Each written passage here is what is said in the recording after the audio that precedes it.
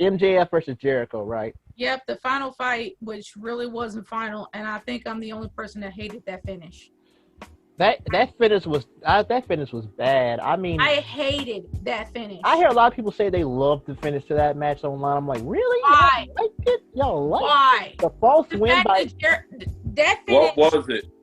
The okay. finish was the fact that Jericho put his foot on the rope, and of course, you got the ref not seeing it. And who was the ref? I forgot her name. Aubrey Edwards. Aubrey Edwards. She didn't see it, and then she rang it and saying that MJF won.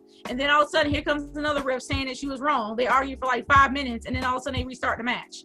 We knew then who was going to win, and it made no sense for Jericho to win. Not really. It made no sense for him to win. It should have been MJF. Yeah, 50-year-old MJF.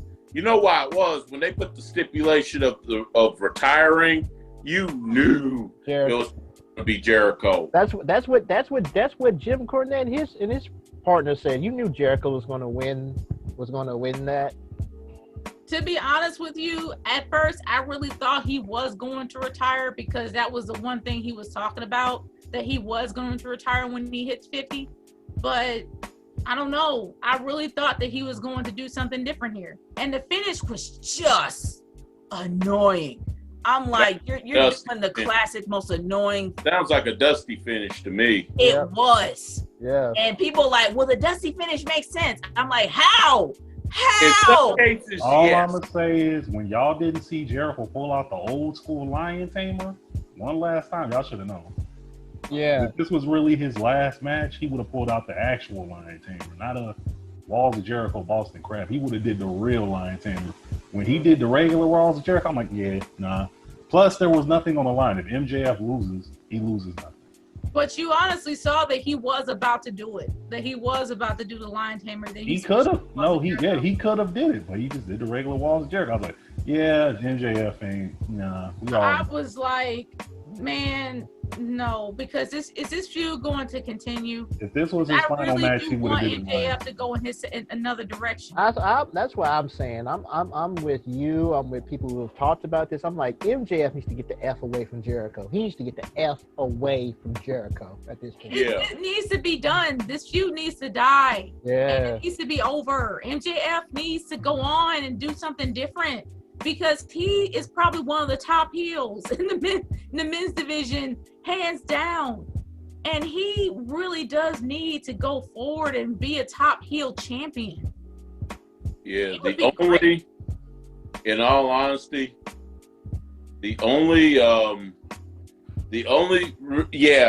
MJF at this point does need to move on from this feud, because there's two dangers.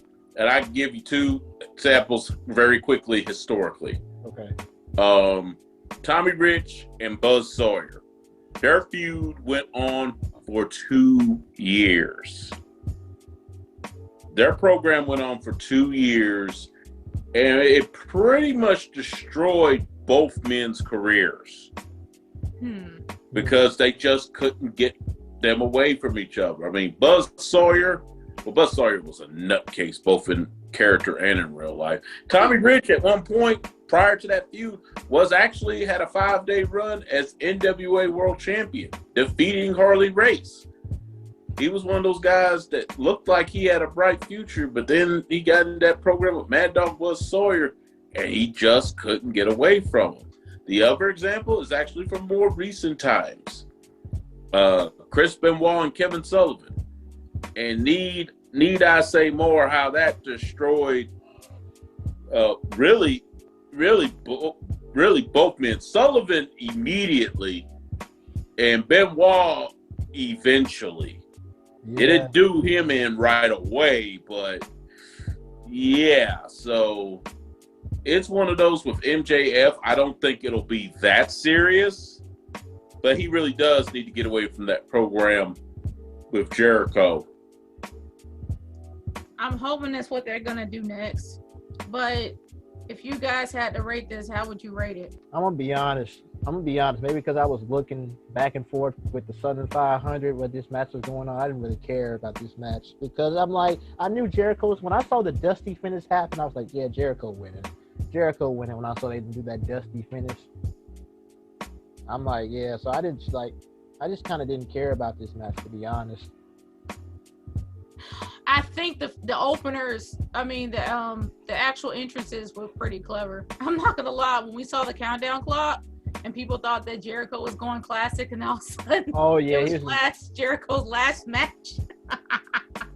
That was classic. Like, oh no yeah, doubt. the MJF trolled him with the Clash of Jericho. That was a nice touch. That was He nice. was trolling the entire match, but at the same time, it's like, Yeah. it's kind of like the Moxley and Kojima match. It's like nothing really stands out. It's a basic Jericho match with a dusty finish. And but the only difference is with the Kojima match, nobody really knew who Kojima was. You can tell that half of the Chicago crowd did not know who that guy was, as well as Suzuki. We talked about that. It was quiet. Well, no, they knew who Suzuki was. Oh no, they knew who Suzuki was. They got loud for Suzuki. They got loud when Suzuki came out. But Kojima, yeah, no one really knew his moveset like that, so they didn't know what moves to pop for or what to go crazy over. But this match, I guess we only saw like one side of the crowd, like it was on the hard cam. We didn't see the other side, so it's hard to tell. Everybody knew. Based on the evidence of what we saw with our own eyes, they knew who Suzuki was. Yeah, they knew. Based on what we saw. From our own eyes, they knew. Yeah. Now, let's go into the most overrated match. We forgot. Grades for MJF and Jericho. We forgot. I think we forgot that. Yeah. Yeah, I personally, like I said, I think I was paying more attention to the Southern 500 in this match, so y'all can grade it. I will honestly say this. I gotta give it a B minus. It's not bad. I gotta give it a B minus because it was kind of sort of telling a story in the ring. And of course, MJF being classic MJF, taking his jacket and wiping his butt with it, taking to somebody's Hassan and ripping it up, throwing it in somebody else's face. I did see that part. In the eye. I saw that the beginning of the match. I did see that part. That was pretty funny with MJF.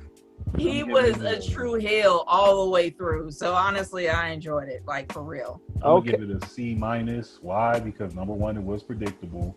When they put Jericho's career on the line, but MJF put nothing on the line, it's like, well, MJF's got nothing to lose. So if he lose, it don't really do nothing to him. Plus, like I said, it was a basic Jericho match. We didn't see no lion tamer. We didn't see no lion. So if this was really going to be his last match, if he was really going to fake us out, this is his final match, he would have did the classic lion tamer, and we would have seen lion soul. But we didn't get none of that. The most classic Jericho move we got was that bulldog he does. But so it would have been nice if he actually did kind of put MJF over and just. Well, anyway, MJF kind of is already over. He doesn't need nobody to put him over. But it would have been nice for Jericho to lose. But either or, the match in general, I'll give it a B minus. I'm going C minus with it just because there was no need to look at this match. You already knew as soon as MJF had nothing on the line, but Jericho did that. Jericho was likely going to win. It would have been different if they said if MJF lose, he got to retire too and go to commentary. But they didn't put that out there. True, there really wasn't on the other side for MJF. There was no risk or any kind of, MJF could have just laid down in the ring and got pinned on purpose just to get home and fuck his girl faster. And you got to realize before this match happened, he had beaten Jericho 3 times. Right. 3 times. Right. So it really was nothing for MJF to gain by losing here. He wasn't really losing anything. True. It was more about Jericho than it was about MJF. More about his pride than anything else.